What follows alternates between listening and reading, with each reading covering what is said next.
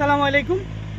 আজকে নভেম্বর মাসের 27 তারিখ চলে আসলাম আমাদের প্রধানিয়া এগ্রোর প্রজেক্ট 3-তে। আজকে আমরা আসছি একটা বিশেষ রোগ নিয়ে আপনাদের সাথে আলোচনা করতে।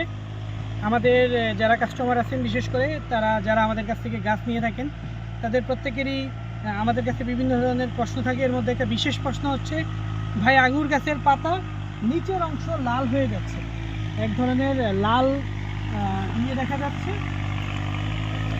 এটা এক ধরনের লাল রেড, এক ধরনের পাউডারের মতো দেখা যাচ্ছে। মূলত এটা হচ্ছে পাউডারি মিলডিউ, অথবা এটাকে রেড রাস্ট বলা হয়।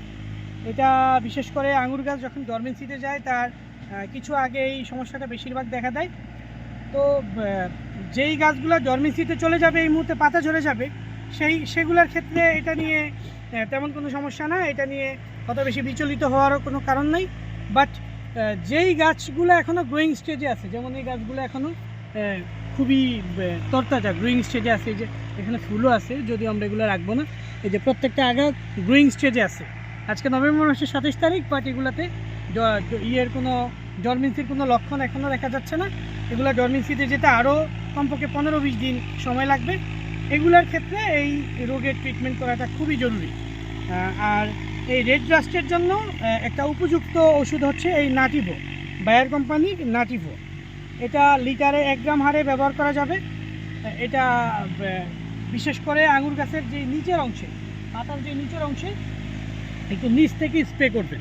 নিচ থেকে স্প্রে করলে এটার পাতার নিচের অংশে যেখানে রেড ডাস্ট হয়, পাতার উপরের অংশ কখনো রেড ডাস্ট হয় না, এটা নিচের অংশে হয়, তাতে এই সমস্যাটা খুব দ্রুত সমাধান হবে।